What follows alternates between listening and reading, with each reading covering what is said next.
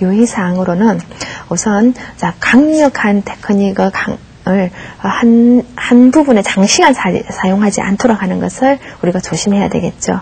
그리고 안면 관리는 15분에서 20분 정도로 시행하는 것을 기본으로 하고요. 그래서 처음부터 끝까지, 그러니까 클렌징에서부터 마무리까지 하는 것을 1시간이 넘지 않도록 하는 것을 기본으로 해야 되겠습니다. 그리고 심장질환이라든가 화농성 피부염, 그리고 안정이 필요한 사람에게는 시행하지 않아야 되겠습니다. 그래서 우리가 계속 이렇게 치료의 개념으로 가다 보면 문제를 발생할 수가 있거든요. 그래서 정확하게 여러분들이 피부 관리사로서 해야 될 업무를 정확하게 파악을 하시고요. 그래서 병원으로 우리가 모셔야 될 분들은 꼭 모실 수 있는 그런 하나의 여러분들이 정확한 전문가로서의 이론적인 베이스를 가지고 있어야 될 것 같습니다. 그리고 모든 테크닉은 근육과 피부결에 따라서 시행을 해야 됩니다. 자, 근육하고 피부결을 역행하면 어떤 일이 생길까요? 자, 근육은 우리가 이완되어야 되겠죠. 그러면 수축의 개념이 들어가요. 그러면 더 통증을 불러올 수가 있겠죠. 그죠? 그리고 피부결에 따라서 해야 되는데 피부결 따라서 하지 않으면 어떤 일이 생긴다? 그렇죠? 주름이 생기게 되겠죠. 그래서 모든 테크닉은 근육과 피부결에 따라서 시행하는데, 근데 우리가 하다 보면 예외라는 게 항상 있어요. 우리가 코 근육이 비건이거든요. 비건은 가로선으로 되어 있는데 테크닉은 세로로 해야 되는 그런 한 부분 따라서 근육결 따라서 이렇게 조금 어긋나는 부분도 있지만은 대체적으로 모든 테크닉은 근육과 피부결에 따라서 시행해야 된다는 거 여러분들이 꼭 기억해 주시고요. 그리고 관리사에서는 항상 따뜻하고 부드러워야 되겠죠. 고객이 테크닉을 받으면서 일단은 매뉴얼 테크닉이라고 하는 것은 수기법입니다. 손으로서 모든 것을 행하는 방법들인데 이 방법들을 행할 때 고객이 받았을 때 불쾌감을 느끼면 안 되겠죠. 그죠? 그래서 불쾌감을 느끼지 않도록 여러분들 스스로가 정성 다해서 그리고 최선을 다해서 해줄 수 있는 게 가장 중요한 부분일 것 같습니다. 그래서 스스로가 테크닉을 수행함에 있어서 어떻게 하면 고객이 놀라지 않을까 또는 고객이 만족할까, 내가 부족한 부분을 잘 해낼 수 있는 부분도 중요하지만은 여러분들이 마음으로 정성을 다해서 고객에게 전달해 줄 수 있는 그런 부분들을 여러분 스스로가 많은 연습을 통해서만 이루어질 수 있을 것 같습니다. 자, 그러면 다음은 팩과 마스크 들어가겠습니다. 자, 팩과 마스크의 목적. 자, 팩과 마스크는 공기를 차단하고 그리고 제품의 영양과 수분 공급, 그리고 신진대사 및 혈액순환을 촉진하고요. 세포를 활성화시키는 게 목적입니다. 그래서 팩하고 마스크 여러분들 같은 개념으로 많이 볼 수 있는데요. 그래서 팩이라고 하는 거는 일단 공기 차단이 완전히 되지 않은 상태를 말하는 거고, 마스크 같은 경우에는 공기 차단이 완전하게 됩니다. 그러므로 인해서 우리가 어떤 제품을 얼굴에 도포를 했을 때, 그리고 팩제나 마스크제가 도포를 했을 때 팩이라고 하는 거는 제품이 전혀 굳지 않은 상태입니다. 그냥 그대로의 제품 유형을 그냥 그대로 가지고 있는 것을 말하고요. 마스크는 제품 유형이 굳어요. 굳어서 공기를 완전하게 차단이 되는 거죠.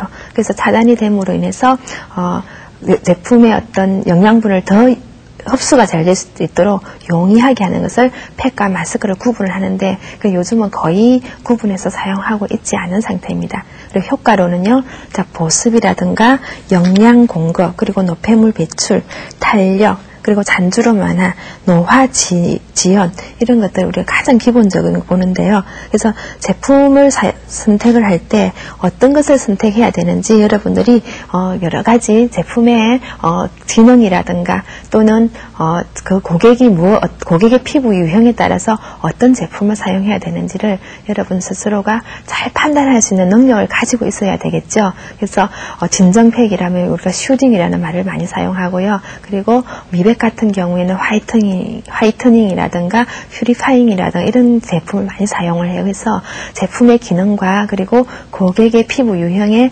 무엇을 원하는지, 무엇이 필요한지를 잘 선택을 해서 여러분들이 제품 선정에 잘 선택해서 사용할 수 있는 어떤 테크닉적인 거와 그리고 이론적인 베이스 꼭 필요할 겁니다.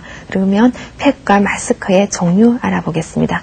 팩과 마스크 종류는요, 우선은 천연팩이 있습니다. 과일이나 채소, 이렇게 신선한 천연물을 팩 올리기 전에 직접 갈아서 바로 사용할 수 있는 것을 우리가 천연팩이라고 얘기를 하고요. 그리고 한방팩은 한방 팩젤을 이용한 팩이에요. 그래서 시중에 나와 있는 천연팩 이런 말로 패키지 나와서 여러분들 뭐 살구라든가 이런 한방 재료가 나오는 게 있죠. 그런 것들은 다 한방팩에 들어간다는 거 여러분들이 알고 계셔야 되겠죠. 그죠? 그래서 한방 재료를 우리 이렇게 가공을 해가지고 피부에 이렇게 도포를 할 수도 만든 것이 한방팩인데, 또는 한방 재료만 사용을 할 때 한방제를 그러니까 물에다가 끓여서 달여서 그 물을 또 이용하는 수도 있습니다. 그래서 그런 것들이 천연팩과 한방팩의 차이를 여러분들이 정확하게 알고 계셔야 될 것 같습니다. 그래서 여러분들이 한방팩을 사용할 때는 여러 가지 한방제가 가지고 있는 특수성, 그리고 여러 가지 영양 물질을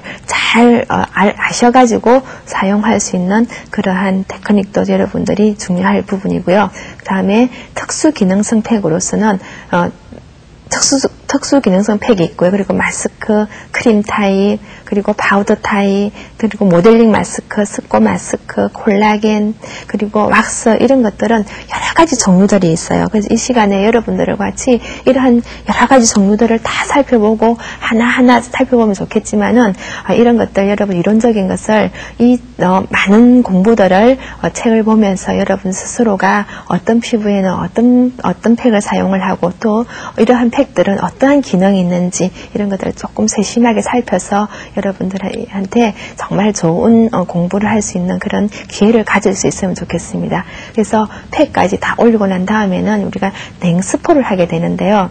팩 제거를 할 때 그냥 바로 다 제거하는 거 아니겠죠. 그래서 스포로서 닦아낸다든가 아니면은 해면으로 닦아내고 제거하고 난 다음에 냉스포를 사용하게 됩니다. 그죠? 냉스포는 모공을 수축하고 진정, 그리고 탄력 효과가 있고요. 그리고 염증이라든가 소염증을 완화시키는 그런 기능이 있습니다. 그래서 여러분들이 이제 지난 2강에서 제가 말씀드렸죠.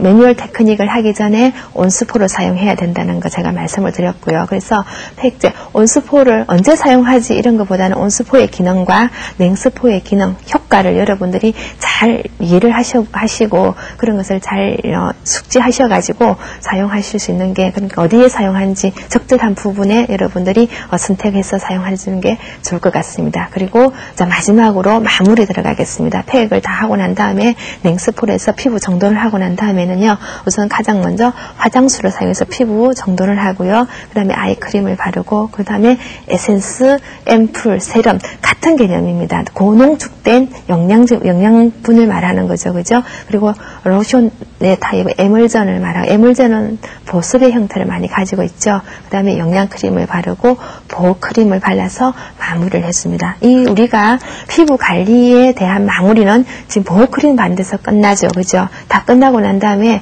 최대한 피부를 보호하는 것을 기본으로 해서 우리가 메이크업에 들어갑니다. 그래서 여러분들 지금 시험에서는 메이크업 같은 경우에는 계절별 얼굴형에 따른 수정, 그리고 시간이라든가 장소, 목적에 따른 TPO에 따른 이런 수정들이 있는데, 여러분들이 꼭 이렇게 자칫 이렇게 혼란을 겪을 수가 있을 것 같아요. 그래서 피부 관리 후에 여러분들이 마무리해야 되는 개념은, 우리가 우리가 지금 관리가 다 끝난 상태이기 때문에 피부가 많이 민감해져 있을 겁니다. 그죠? 민감해져 있는 상태이기 때문에 여러분들이 그 피부가 민감해진 걸 가장 보호를 잘하고 관리를 할 수 있도록 하는 것이 가장 우선이고요. 다 된 상태에서, 그리고 크림 같은 게 에물전을 바를 것인지 아니면은 데이크림 바를 것인지 나이트 크림 바를 것인지, 밤에 따라서 바르는 크림이 다르겠죠. 그죠? 그런 것들도 여러분 선별을 해줄 수 있어야 되고요. 그게 지금 다 끝나고 나면 이제